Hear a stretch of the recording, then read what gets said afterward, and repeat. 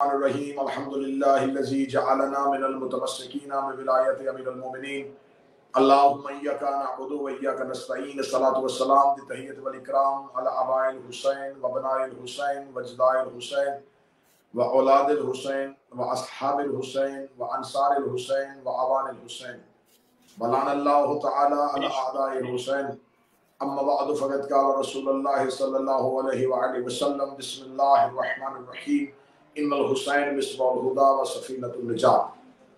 مومنین اکرام، ناظرین محترم، سامعین گرامی قدر، میں اس وقت روز اربعین آپ سے مخاطب ہوں کربلا معلی کی سرزمین سے، اور آپ کے لیے اس پاک ارض پاک سرزمین پہ دعا گو ہوں کہ میرا مالک آپ کو، آپ کے خاندان، آپ کے دوست احباب اور کل مومنین کو اذن زیارت عطا فرمائے اور آپ کو کربلا کا اربعین نصیب فرمائے۔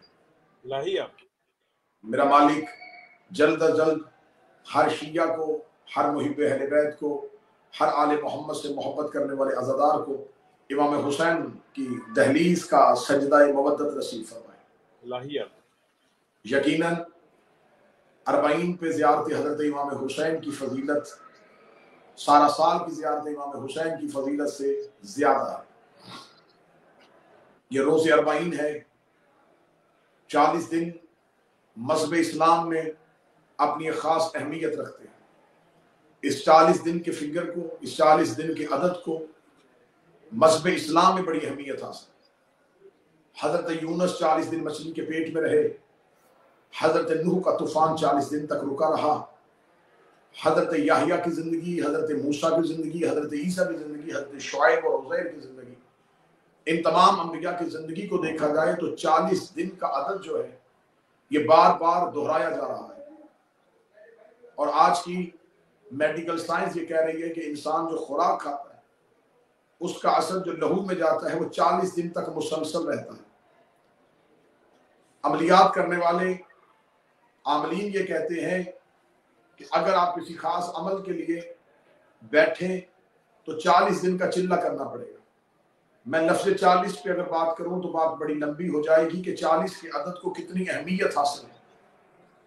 خوشی ہے تو 40 دن میں، غم ہے تو 40 دن میں، لہٰذا اسی 40 دن کے غم کی نسبت کی وجہ سے اربعین کی نسبت ہے، اور اربعین بھی ہو اور زیارت حضرت امام حسین بھی ہو تو پھر یہ فضیلت اس کا ثانی کوئی نہیں ہے۔ لیکن میں نے اکثر دیکھا ہے کہ اکثر مومنین سے جب یہ کہا جائے کہ آپ زیارت امام کے لیے کیوں نہیں جاتے تو ایک جواب ملتا ہے کہ بلاوا نہیں آیا۔ میں روز اربعین آپ کے لیے زیارت کی دعا کرتے ہوئے یہ جملہ کہوں گا کہ بلاوے کا انتظار ہر شیعہ کو نہیں کرنا چاہیے۔ آپ کو امام کی بارگاہ میں خود کو پیش کرنا ہوتا ہے۔ ریت کا کام ہے مالک تک پہنچنا، غلام کا کام ہے اپنے آقا تک پہنچنا، پیاسے کا کام ہے کنویں کی تلاش میں نکلنا۔ لیکن اگر یہی عقیدہ رکھا جائے کہ بلاوا آتا ہے تو حسین بلاتے ہیں تو جانا ہوتا ہے تو یہ عقیدہ بڑا اچھا ہے، لیکن اس کے لیے بلاوے کا انتظار کرنے کے لیے بندے کو کم از کم حبیب ہونا چاہیے۔ واہ کیا بات ہے۔ امام حسین نے اپنے جانثاروں میں سے سب کو خط لکھ کے نہیں بلایا تھا۔ حبیب ابن مظاہرہ ایسا تھا جسے بلایا گیا تھا، سعید ایسا تھا جسے بلایا گیا تھا۔ تو اس کا مطلب ہے کہ بلاوے کا انتظار اسے کرنا چاہیے کہ جس کے پاس کم از کم عقیدہ حبیب والا ہو، خود کو مالک کی بارگاہ میں پیش کرنا چاہیے۔ ریت کا کام ہے مالک کی بارگاہ میں آنا۔ زیارت حضرت امام حسین کی فضیلت کس قدر ہے؟ زیارت امام حسین کی فضیلت میں ان دنوں میں کربلا معلی مجلسوں میں یہ کہہ رہا ہوں کہ تعریف ہے، شکر الحمدللہ اس رب العالمین کا جس نے رحمان و رحیم ہونے کی حیثیت سے مالک یوم دین کا حق نبھاتے ہوئے، ہماری ایاک نعبدو کی دعا کو سنتے ہوئے، ہماری ایاک نستعین کی جستجو کو قبول کرتے ہوئے، ہمیں اہدنا الصراط المستقیم پہ چلاتے ہوئے صراط الذین سے گزارتے ہوئے انعمت علیہم کے دروازے پہ پہنچا دیا، جنہوں نے ہمیں ہمیشہ کے لیے غیر المغضوب اور والضالین سے بچا لیا۔ اربعین پہ مومنین نجف سے کربلا پیدل چلتے ہیں، سوال کیا جاتا ہے کہ نجف سے کربلا پیدل چلنا جو ہے اس کی فضیلت کیوں ہے؟ نجف سے کربلا پیدل چلنے کی فضیلت یہ ہے کہ ہر نمازی اپنی نماز میں دعا کرتا ہے کہ میں نماز پڑھتا ہوں 2 رکعت نماز فجر ادا کرتا ہوں واجب قربتاً اللہ. قربتاً اللہ کا مطلب یہ ہے کہ میں اس رستے پہ چلنا چاہتا ہوں جو مجھے اللہ کے قریب کرے. میرا تمام علماء اسلام سے یہ سوال ہے، مجھے وہ رستہ بتاؤ جو تمہیں اللہ کے قریب کرتا ہے. مسجد اللہ کا گھر ہے، لیکن کسی مسجد میں نماز پڑھانے والے کا دعویٰ نہیں کہ آؤ مسجد میں تمہیں اللہ کے قریب کرو. بیت اللہ اللہ کا گھر ہے، لیکن خدا کا حد میں یہ دعویٰ نہیں کہ آؤ میں تمہیں اپنے قریب کروں. نماز بندگی ہے، حج اللہ کے گھر کا طواف ہے. تو میرے مالک پھر یہ قربتاً اللہ کیا ہے؟ یہ تیری طرف جانے والا رستہ کون سا ہے؟ میں نے کہا میرے مالک تیری بارگاہ میں پہنچنے کا رستہ کون سا ہے؟ میں نے قرآن سے پوچھا کہ اللہ کی بارگاہ میں پہنچنے کا رستہ کون سا ہے؟ تو قرآن نے کہا قل ان کنتم تحبون اللہ فاتبعونی، اگر تم اللہ کے پاس جانا چاہتے ہو تو تمہیں مصطفیٰ کے پاس جانا پڑے گا. میں بارگاہ رسالت میں گیا، میں نے کہا میں اللہ کے رستے پہ چلنا چاہتا ہوں. میں نے قرآن سے پوچھا، سورہ آل عمران نے کہا کہ مصطفیٰ تمہیں اللہ تک پہنچا دے گا، اے مصطفیٰ نبی مجھے اللہ تک پہنچائیں گے. آواز پیغمبر آئی کہ اگر تم اللہ تک پہنچنا چاہتے ہو تو الحق مع علی و علی مع الحق، حق علی کے ساتھ اور علی حق کے ساتھ ہے. اللہم دار الحق ہے سمدار علی، میرے اللہ حق کو ادھر پھر جدھر علی پھر جائے. آواز رسالت آئی اگر تم نے اللہ تک پہنچنا ہے تو تمہیں علی کے رستے پہ چلنا پڑے گا، کیونکہ اہدنا الصراط المستقیم پہ جو صراط مستقیم ہے وہ میرا بھائی علی ہے. میں مولا علی کی بارگاہ میں گیا، میں نے کہا میں اللہ کے رستے پہ چلنا چاہتا ہوں. اللہ کی بارگاہ میں گیا تھا، اللہ نے رسول کے پاس بھیج دیا. رسول کی بارگاہ میں گیا، رسول نے آپ کے پاس بھیج دیا یا امیر المومنین مجھے اللہ کے قریب لے جائے، مجھے اللہ کے رستے پہ چلا دے. میں نجف میں پہنچا، علی نے میرا ہاتھ پکڑا اور کربلا چھوڑا ہے. کربلا سامنے لکھا ہوا تھا من زار الحسین فقط زار اللہ، جس نے کربلا میں حسین کی زیارت کی، حسین کی نہیں اللہ کی زیارت کی. نعرہ حیدری یا علی، کیا بات. نجف سے کربلا وہ رستہ ہے جو اللہ ہے، یہ وہ رستہ ہے جو ہمیں اللہ کے قریب کرتا ہے.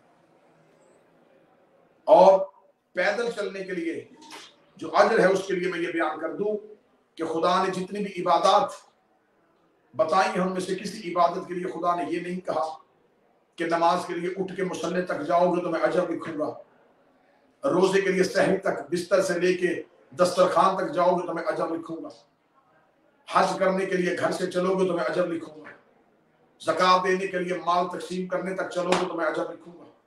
خدا نے کہا نماز پڑھنے کے لیے اٹھو مصلی پہ آؤ تو لکھوں گا. حج کے لیے گھر سے نکلو خانہ کعبہ پہنچو گے احرام پہن کے طواف کرو گے تو اجر لکھوں گا. روزے کے لیے بستر چھوڑو گے جب تک سحر کرنے کے بعد افطار مکمل نہیں کرتے اجر نہیں لکھوں گا. ہر عبادت خدا نے کہا پہلے طے کرو پھر اجر لکھوں گا. زیارت امام حسین کے لیے خدا نے کہا تم گھر سے نکلو میں اجر لکھنا شروع کر دوں گا. سبحان اللہ. جیو قبلہ. تم گھر سے چلنا شروع کرو میں اجر لکھنا شروع کر دوں گا. میرے مالک کیا اجر لکھے گا؟ نیکیاں لکھے گا. اب میں حدیث پڑھ رہا ہوں، یہ حدیث ہے چھٹے امام سے. صوبان نے چھٹے امام سے پوچھا کہ آپ کے جد حسین کی زیارت کی قیمت کیا ہے؟ امام نے فرمایا کہ جب زائر میرے جد نانا حسین میرے جد حسین کی زیارت کے لیے گھر سے نکلتا ہے وہ ایک پاؤں اٹھاتا ہے اور ایک پاؤں رکھتا ہے. جب وہ پاؤں رکھتا ہے تو 1,00,000 حج کا ثواب لکھا جاتا ہے. جب پاؤں اٹھاتا ہے تو 1,00,000 عمرے کا ثواب لکھا جاتا ہے. 1,00,000 حج اور 1,00,000 عمرہ کہا تو سائل پریشان ہو کے چلے گا کہاں حج کہاں حسین کی زیارت، کہاں عمرہ کہاں حسین کی زیارت. امام کے چہرے کی رنگت بدلی، فرمایا میں تیرے حج کی بات نہیں کر رہا، وہ 1,00,000 حج جو محمد نے کیا. کیا بات ہے. نعرہ حیدری یا علی. جیو قبلہ. وہ 1,00,000 حج جو رسول نے کیا، وہ 1,00,000 عمرہ جو رسول نے کیا. سائل کا بدن کام گیا، کہنے لگا مولا روزہ بھی نیکی ہے، اگر بندہ روزہ رکھے اور زیارت کے لیے نہ جائے تو روزے کی قیمت زیادہ نہیں؟ امام نے فرمایا زائر کے ایک قدم پہ خدا 1,000 روزے کا اجر لکھتا ہے، اور 1,000 روزہ بھی وہ جو محمد کے ساتھ رکھا ہوا. اس نے کہا مولا زکوٰۃ دینا نیکی ہے، بندہ زکوٰۃ دے دے اور زیارت پہ نہ جائے. امام نے فرمایا کتنی زکوٰۃ دے دو گے؟ احد کے پہاڑ کے برابر سونا راہ خدا میں خیرات کرو. زائر کی زیارت سے افضل نہیں ہو سکتا۔ اس نے کہا مولا غلام آزاد کرنا نیکی ہے، فرما 1000 غلام اسماعیل کی اولاد میں سے آزاد کرو، اس کا اجر بھی حسین کی زیارت کے برابر نہیں ہو سکتا۔ آخر سائل ایک ایک عبادت بتاتا بتاتا آخر میں آ کے کہنے لگا میرے ہمسائے میں کوئی بیمار ہو میں اس کی عیادت کے لیے جاؤں یا حسین کی زیارت کے لیے جاؤں؟ اس نے کہا یہاں آ کے فرزند رسول کہہ دے گا کہ پہلے عیادت کر بعد میں زیارت کر۔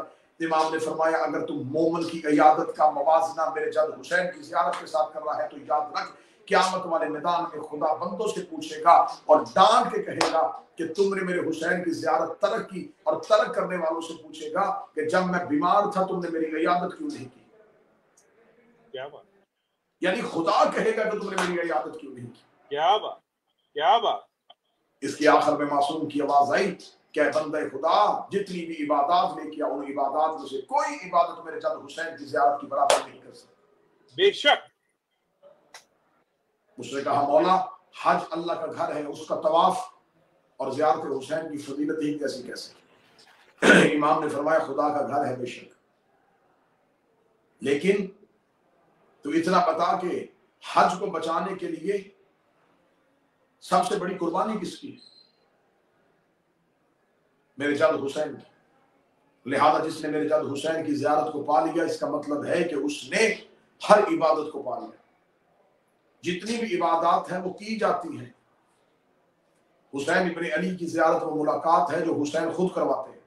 کیا بات ہے، جیو قبلہ، بہت خوب۔ حج کے لیے جاؤ تو خدا کہتا ہے میں پچھلے گناہ معاف کروں گا، حسین کہتے ہیں زیارت کے لیے آؤ میں تمہارے اگلے گناہ بھی معاف کروں گا۔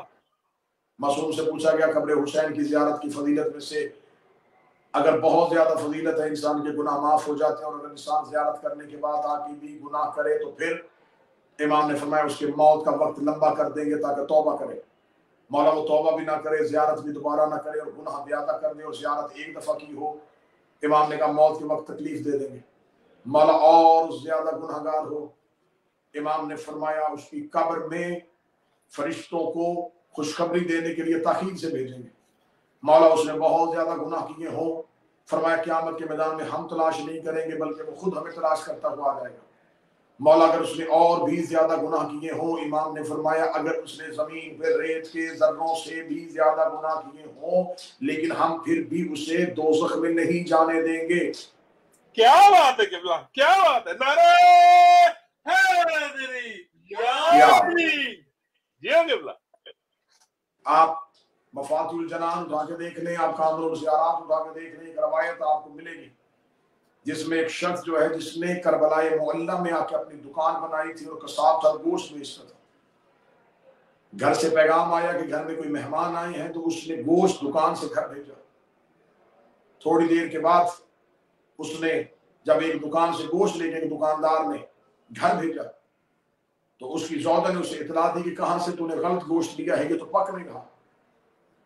وہ ویسے ہی گوشت لے کے دکاندار قصاب کے پاس اور آ کے کہنے لگا بندہ خدا کربلا میں بیٹھ کے جھوٹ بولتا ہے، کیوں، کیا ہوا؟ اس نے کہا کسی ناقص جانور کا گوشت کیا ہے جو پک نہیں رہا۔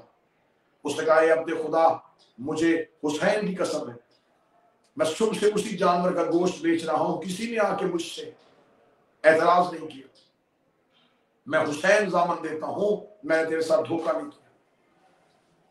وہ مومن اس کے ساتھ لڑتا جھگڑتا اپنے گھر چلا گیا۔ رات کو امام حسین ابن علی کی آواز آئی، اس قصاب سے جا کے معافی مانگ، کہنے لگا مولا معافی کیسے مانگوں، اس نے میرے ساتھ جھوٹ بولا، دھوکہ دیا اور مجھے غلط گوشت دیا جو گل نہیں رہا تھا، پک نہیں رہا تھا۔ امام نے فرمایا اس نے نہ جھوٹ بولا ہے نہ دھوکہ دیا، تو میرے مالک میں غلط نہیں کہہ رہا، وہ گوشت پکا نہیں۔ امام نے فرمایا وہ گوشت لے کے تو میرے حرم سے گزر گیا تھا، اس پہ آگ حرام ہو گئی تھی۔ کیا بات، کیا بات۔ جانور کا گوشت بھی حسین کے حرم سے گزر جائے تو اس پہ آگ حرام ہو جاتی ہے۔ چہ جائے کہ انسان کے بدن کا گوشت حسین کی زنی سے مس ہو جائے تو اس پہ آج کی جہنم حلال کیسے ہو سکتی ہے؟ کیا بات ہے قبلہ، نعرہ حیدری یا علی، علی علی علی علی، کیا بات ہے، سبحان اللہ۔ امام فرماتے ہیں نمک کے ساتھ کھانا کھا لینا لیکن میرے جد حسین کی زیارت ترک نہ کرنا۔ بے شک۔ مولا فرماتے ہیں کوہنیوں کے بل چلو لیکن میرے حسین کی زنی تک پہنچو۔ بہت سے دوست احباب کا یہ خیال ہوتا ہے کہ یار ابھی کچھ مجبوریاں ہیں، کچھ تھوڑے پابندیاں ہیں، یہ تھوڑی مجبوریاں گزار لیں گے پھر زیارت کے لیے جائیں گے۔ ہم میں سے کسی کو خبر نہیں ہے کہ ہماری آخری سانس کون سی ہے۔ میرے 8ویں امام خراسان میں رہتے تھے، اہل عراق میں سے ایک شخص ملنے کے لیے گیا، امام رضا نے اسے بلایا اور بلا کے پوچھا تو کہاں رہتا ہے؟ کہنے لگا عراق میں۔ مولا نے فرمایا عراق میں رہتا ہے تو کیا کبھی میرے جد حسین کی زیارت کے لیے گیا ہے؟ اس نے کہا ہاں مولا میں آپ کے جد حسین کی زیارت کے لیے جاتا ہوں۔ امام علی بن موسیٰ رضا نے اس کے ہاتھ پکڑے، چومے اور آنکھوں سے لگا۔ یہ کہنے لگا فرزند رسول میرے ہاتھوں کو کیوں چوم رہے ہیں؟ فرمایا قربان ہو جائے رضا ان ہاتھوں پہ جو حسین کی زری سے مسحور ہے۔ سبحان اللہ۔ امام علی نقی علیہ السلام نے ایک شخص کو کہا تھا قبر حسین پہ جاؤ تو میرے لیے دعا کرنا۔ اس نے کہا آپ خود فرزند رسول ہیں، دعا کیوں کروا رہے ہیں؟ فرمایا تجھے کیا خبر کہ قبر حسین پہ مانگی ہوئی دعا کی میراث کتنی ہوتی ہے؟ میں پوری ذمہ داری کے ساتھ خصائص الحسینیہ سے روایت پڑھ رہا ہوں۔ معصوم فرماتے ہیں قبر حسین کی زیارت کرنے کے لیے جب زائر گھر سے نکلتا ہے اس کے بدن سے جو پسینہ گرتا ہے خدا ایک قطرے سے 70,000 ملائکہ کو خلق کرتا ہے۔ آہا کیا بات! دنیا ہم پہ سوال کرتی ہے کہ اہل بیت کے پسینے سے انبیاء خلق کیسے ہوئے؟ خدا زائر کے پسینے سے فرشتے خلق کر رہا۔ پسینہ کیا ہوتا ہے؟ انسان کے بدن کا فاضل مادہ، انسان کے بدن کا وہ مادہ جو انسان کی کثافتوں کو ظاہر کرتا ہے۔ زائر کا پسینہ اتنا طاہر اور مطہر ہو جاتا ہے کہ خدا معصوم ملائکہ کو خلق کرتا ہے اور ان معصوم فرشتوں سے کہتا ہے تمہاری خلقت ہوئی تھی زائر کے پسینے سے، اب قیامت تک کے لیے اس زائر کے ساتھ رہنا، یہ دعا مانگے تم آمین کہنا، اس کے ہر عمل میں اس کے ساتھ برابر کے شریک ہو جانا۔ جیو قبلہ۔ دنیا میں مجھے کوئی عبادت بتاؤ جس میں اس قدر اجر ہو جو زیارت حضرت امام حسین میں اجر ہے۔ میرے چھٹے شہنشاہ نے فرمایا تھا نمک کے ساتھ کھانا کھا لینا لیکن میرے جد حسین کی زیارت ترک نہ کرنا۔ حسین ابن علی کی زیارت کائنات کی افضل ترین اعمال میں سے ایک عمل ہے، لیکن یہ زیارت معرفت کے ساتھ۔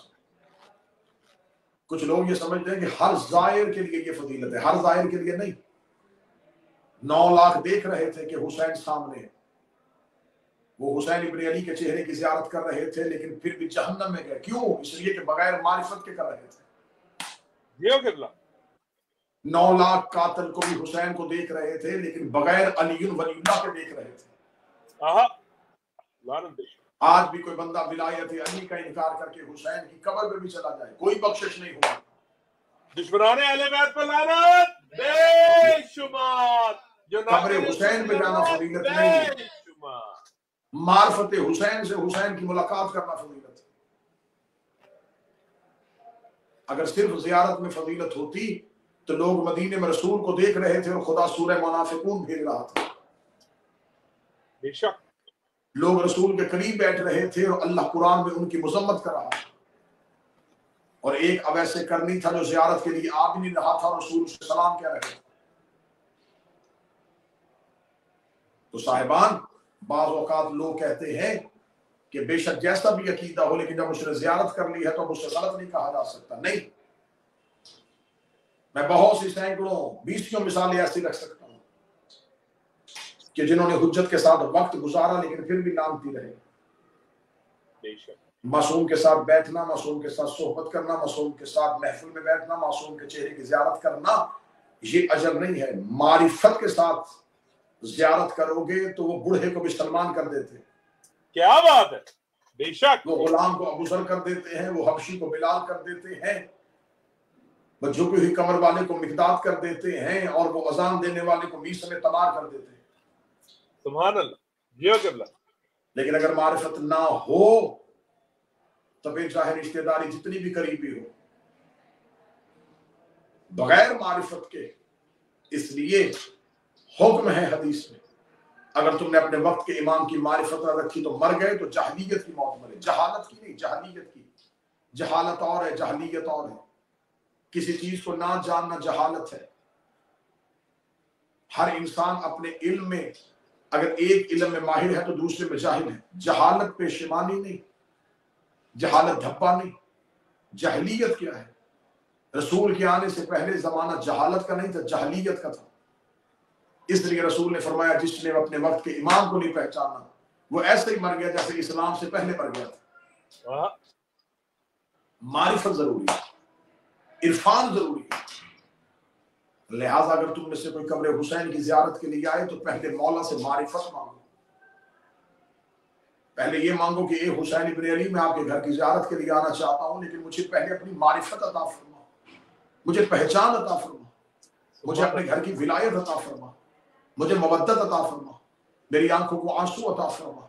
اپنے آپ کو اتنا تیار کر کے حسین کی کربلا میں آنا کہ کربلا تمہارا استقبال کرے، خاک شفا تمہارے لیے مقدس بنے گی، کربلا کی ہوا تمہارے لیے پرنم ہو جائے گی.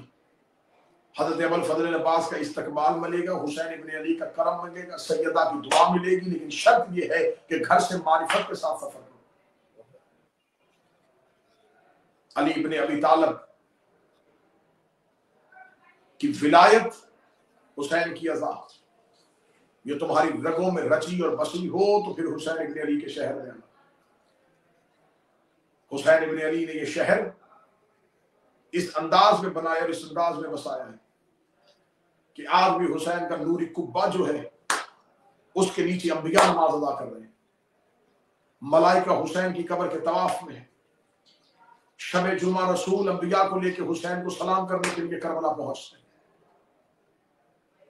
جتنی بھی حدیثیں پڑھوں گا، جتنی بھی روایات پڑھوں گا، اسی بات پہ ختم ہو گئی ہیں کہ ہر ایک عبادت صرف اللہ کی عبادت ہے. حسین کی زیارت اللہ کی ملاقات ہے. کیا بات. زار الحسین فقط زار اللہ، جس نے حسین کی زیارت کی، حسین کی نہیں اللہ کی زیارت. کیا بات. اس لیے کہ حسین ابن علی نے کربلا میں اپنے وعدے کو عمل کر دیا.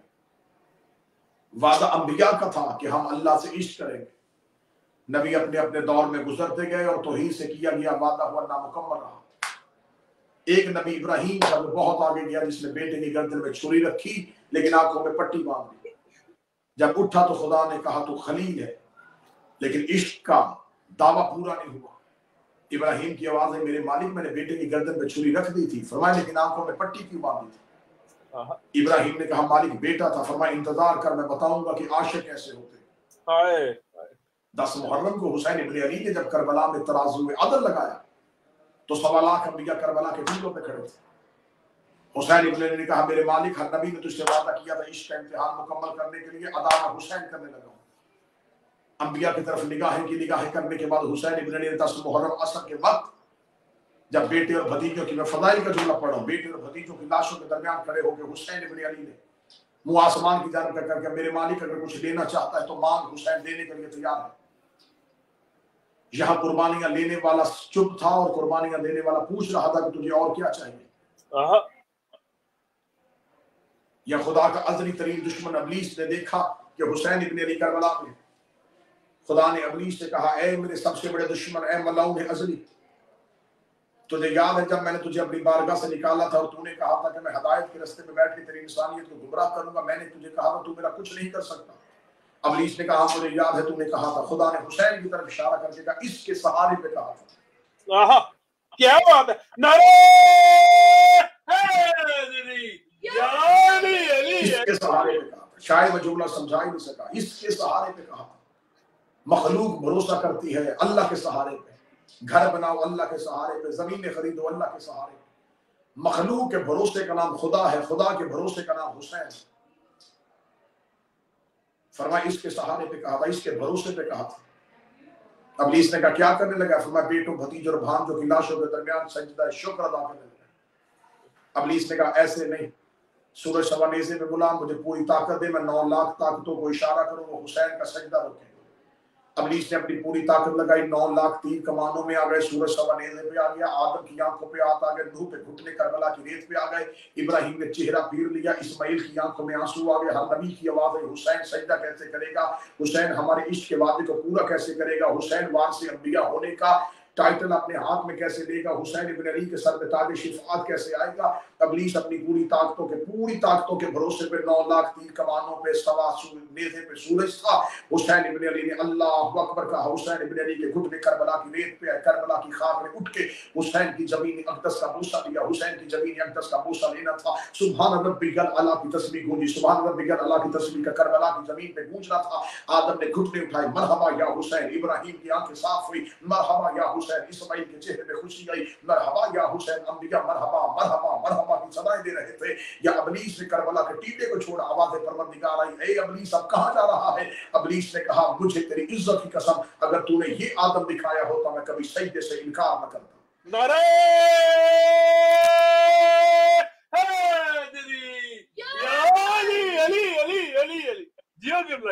अगर तूने ये आदम दिखाया होता मैं कभी सजदे से इनकार न करता। तूने मुझे क्या दिखाया था। हुसैन इब्न अली ने अंबिया से कहा, हल मिन नासिर यंसुरना, अगर तुम में से कोई नुसरत करना चाहे तो अब भी आए। हुसैन हटने के लिए तैयार है। नबियों की आवाज आई, हुसैन के तेरा ही हक है, हुसैन के तेरा इख्तियार है। हुसैन इब्न अली ने सजदा किया। अंबिया की आवाज आई, आदम की वारिस आई, मेरा मालिक भी तू है। नूह की आवाज आई, मेरा वारिस भी तू है। इब्राहिम की आवाज आई, मेरा वारिस भी तू है। इस्माइल की आवाज आई, मेरा वारिस भी तू है। हर नबी की आवाज आई, मेरा वारिस हुसैन, मेरा वारिस हुसैन, मेरा वारिस हुसैन।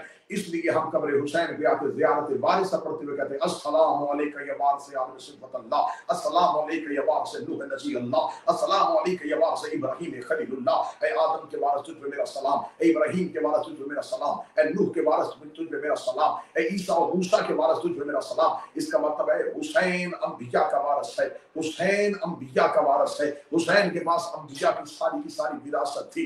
इसका मतलब आदम अलैहिस्सलाम है तो हुसैन की वजह से, नूह अलैहिस्सलाम है तो हुसैन की वजह से, इब्राहिम अलैहिस्सलाम है तो हुसैन की वजह से, यूसुफ हुसैन है तो हुसैन की वजह से, मूसा कलीमुल्लाह है तो हुसैन की वजह से। क्या कहने हुसैन इब्न अली तेरी इज्जत के बाप की विलायत के बगैर मोहम्मद की रिसालत मुकम्मल नहीं होती और तेरे सजदे के बगैर अंबिया की नबूवत मुकम्मल नहीं होती। लब्बैक या हुसैन, लब्बैक या हुसैन, लब्बैक या हुसैन।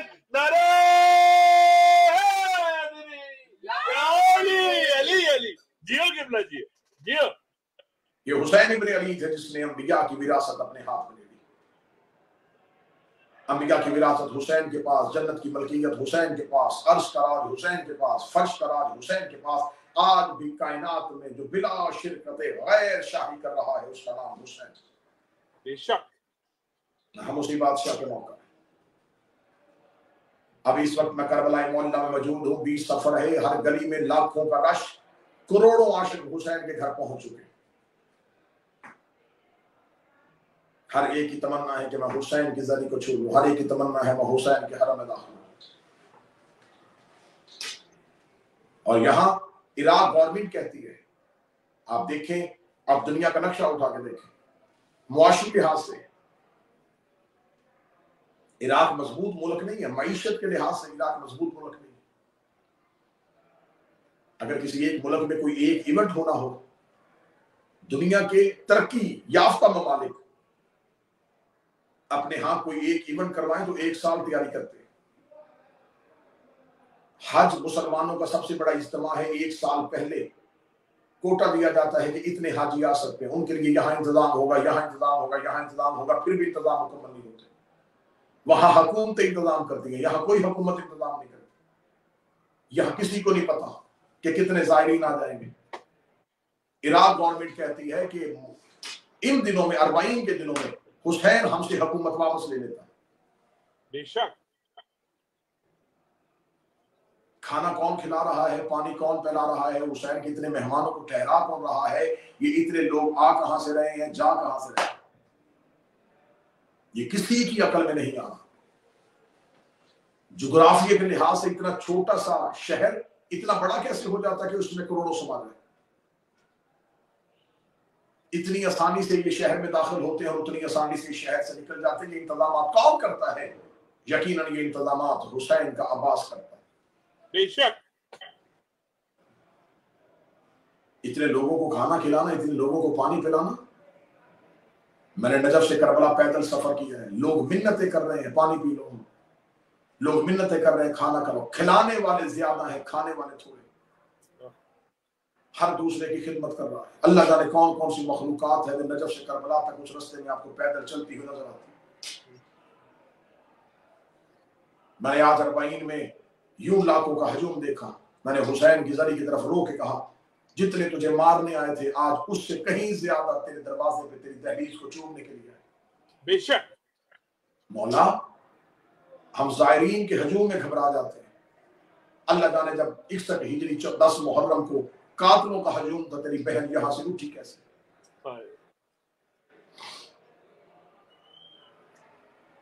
40 ہے صبح سے لے کے اب تک مسلسل مجالس ہے. میں آپ لوگوں کے لیے دعا گو ہوں. میں کربلا کی سرزمین پہ ہوں.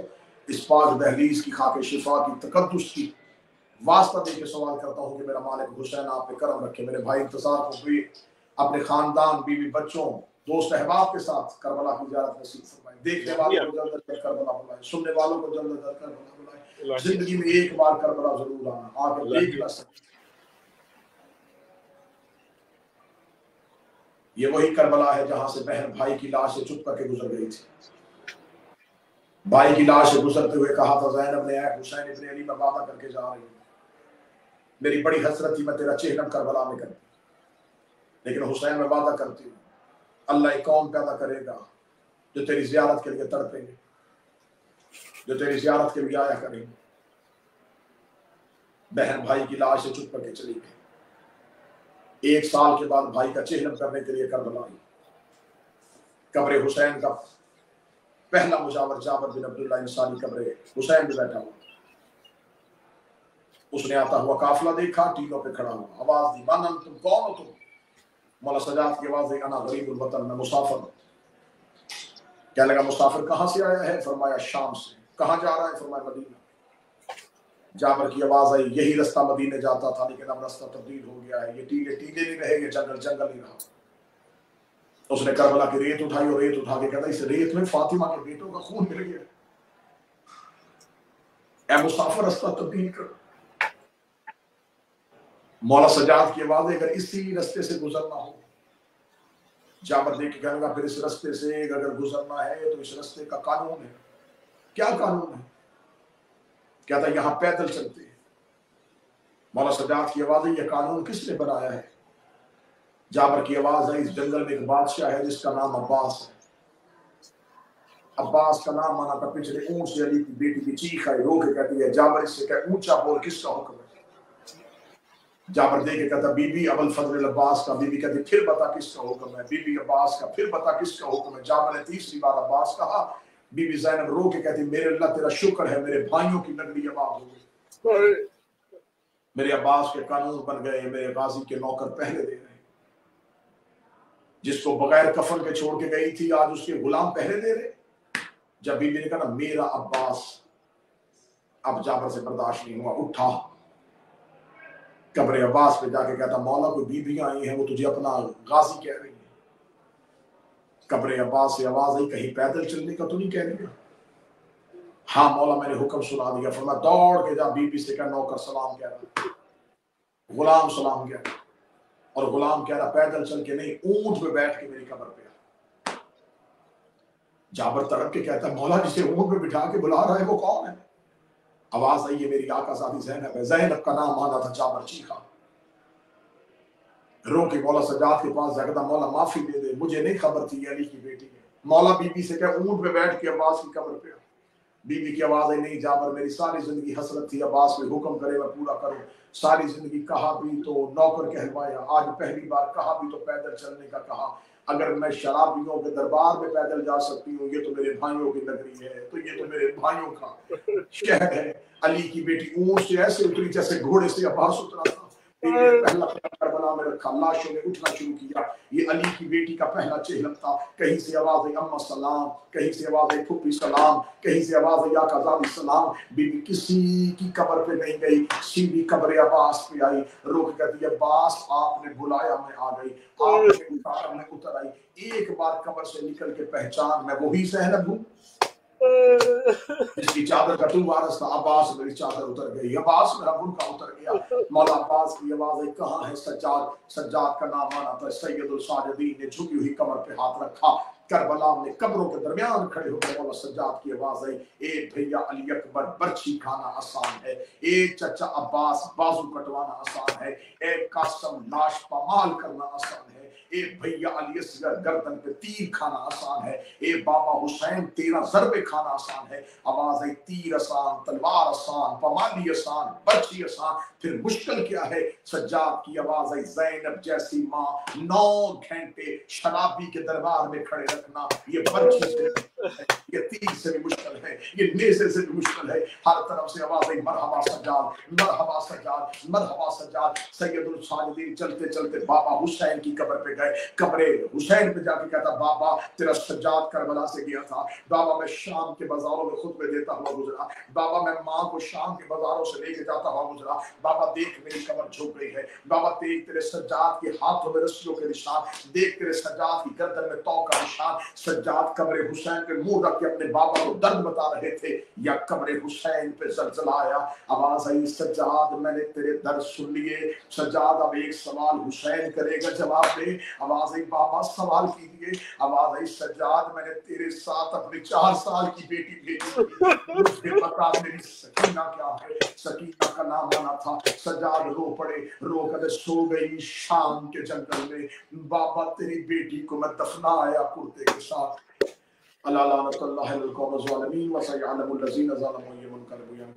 मेरा मालिक मेरा और आपका शुमार रोने और रुलाने वालों में करे।